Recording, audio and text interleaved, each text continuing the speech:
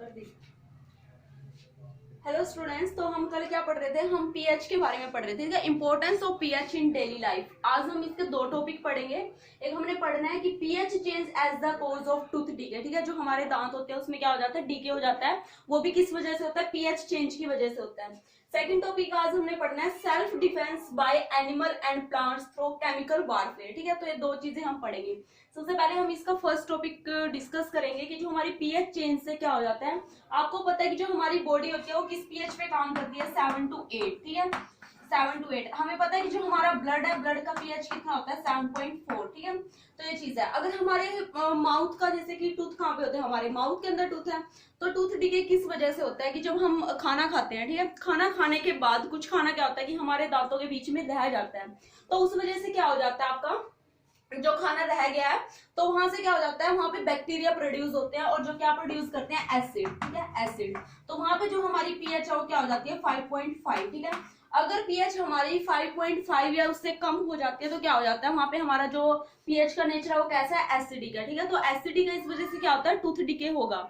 जो tooth decay होगा वो इस पीएच की वजह से हो रहा है। तो आपको क्या करना है कि टूथ डीके ना हो। ठीक है, क्योंकि पीएच चेंज की वजह से हमारा टूथ डीके हो रहा है, तो हमें इसको क्या करना है? कोज हमें पता चल गया। कोज का मतलब होता है कि इसका रीजन क्या है, उसका कारण क्या है। तो हमें कारण पता चल गया, तो आपको इसको प्रिवेंट कैसे करना है, बचाना कैसे है टूथ डीके को। तो आप क्या करोगे, जब आप खाना खाते हो तो उसके बाद आपको क्या करोगे? जस्ट आप उसके माउथ को अपने वॉश करोगे वाटर से। ठीक है, तो आपको पानी से माउथ को साफ करना है ताकि जो बचा हुआ खाना है वो क्या हो जाए? हट जाए। और हम और क्या कर सकते हैं? हम टूथपेस्ट करते हैं। ठीक है, टूथपेस्ट हम लोग करते हैं। तो टूथपेस्ट में क्या होता है? टूथपेस्ट का जो नेचर है वो कैसा है? बेसिक है। ठीक है, हर रोज हम सुबह टूथपेस्ट करते हैं तो उसका नेचर कैसा होता है? बेसिक होता है। ठीक है, तो हम जब रात को खाना खाने के बाद हम सोते हैं तो हमारे माउथ में क्या प्रोड्यूस होता है? एसिड प्रोड्यूस होता है। ठीक है, तो वहां पे बैक्टीरिया होते हैं।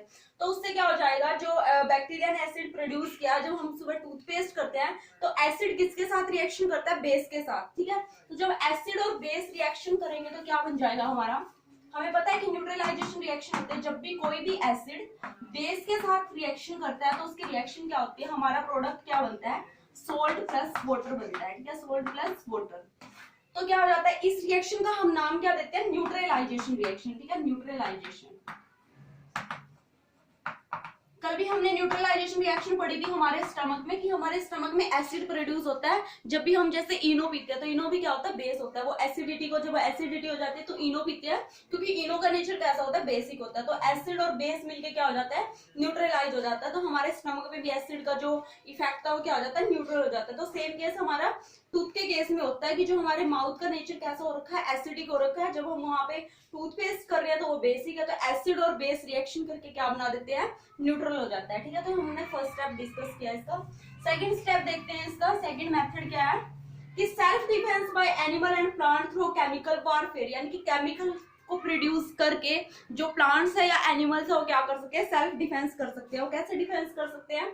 कि जैसे कि देखो, एनिमल के केस में क्या होता है कि जब भी हमें कोई हनी भी, मतलब सबके साथ ये केस हुआ होगा कभी ना कभी कि आपको मधुमक्खी ने काटा होगा। ठीक है, तो उस टाइम पे क्या होता है? आपको इरिटेशन होती है, पेन होता है। ठीक है, तो क्या होता है उस टाइम पे, जब भी कोई हनी भी काटती है तो वो क्या करती है? हनी भी जो उसका स्टिंग होता है, और जहां पे वो कर रहा है स्टिंग, मतलब जो उसका हेयर स्टिंग है, जब वो मान लो आपके हाथ पे काट रहे तो क्या जाएगा? उसका हेयर स्टिंग हमारी स्किन के अंदर जाता है। ठीक है, तो वहां पे वो एसिड प्रोड्यूस करता है, और जो एसिड होता है वो कौन सा होता है? Methanoic acid. Methanoic acid. तो जो एसिड आपके बॉडी के अंदर गया तो उसकी वजह से क्या होता है? पेन होता है। तो आप लोग क्या करते हो? कोई ना कोई बेस लगाते हो वहां पे। ठीक है, तो जैसे बेकिंग सोडा हो गया, हम बेकिंग सोडा का यूज कर सकते हैं, जो आप घर में खाने में डालने के लिए यूज करते हो, बेकिंग सोडा। आप बेकिंग सोडा उसके ऊपर लगा सकते हो जहां पे हनी बी ने कट किया है। तो वहां पे बेकिंग सोडा लगाने से वहां पे क्या हो जाएगा? Acid plus base neutralisation reaction होगी, तो उसका इफेक्ट क्या हो जाएगा?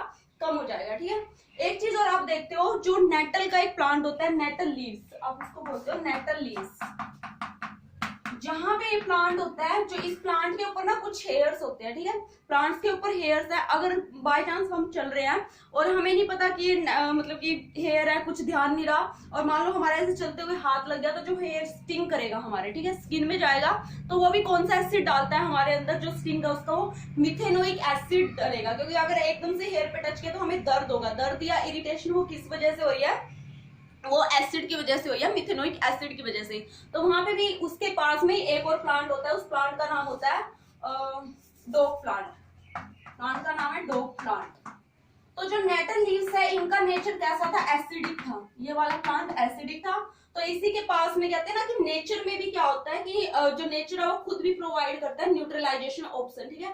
जो हम ये टॉपिक पढ़ रहे हैं लीव वाला, यहाँ पे क्या पढ़ रहे हैं कि जो नेचर है ना, जो हमारी प्रकृति है, वो खुद से भी क्या ऑप्शन प्रोवाइड करती है, न्यूट्रलाइजेशन के ऑप्शन प्रोवाइड करती है। तो देखो नेचर में कोई इस पेड़ को उगाने नहीं गया, ना तो हमने नेटल का पेड़ खुद लगाया, ना ही हमने डोग का लगाया, ठीक है। खुद से ही अपने आप उगे, नेचुरल चीज है। तो जहाँ पे नेटल का प्लांट है वहां पे डोग प्लांट अपने आप होगा ऑटोमेटिकली। तो जो डोग प्लांट है, डोग प्लांट का नेचर कैसा होगा, बेसिक। ये बेसिक है। तो जब भी आपको नेटल लीव्स लगी, आपको पेन हुआ है, इरिटेशन हुआ है, तो आप डोग प्लांट की लीव को उसके ऊपर लगा सकते हो। तो वो बेस है, तो एसिड और बेस वहां पे क्या हो जाएंगे, न्यूट्रल हो जाएंगे, ठीक है। तो हमने क्या पढ़ा है, सब जो 5-6 स्टेप पढ़े हमने, importance of pH in our daily life, ठीक है। तो आज के लिए इतना ही, आगे हम कल डिस्कस करेंगे।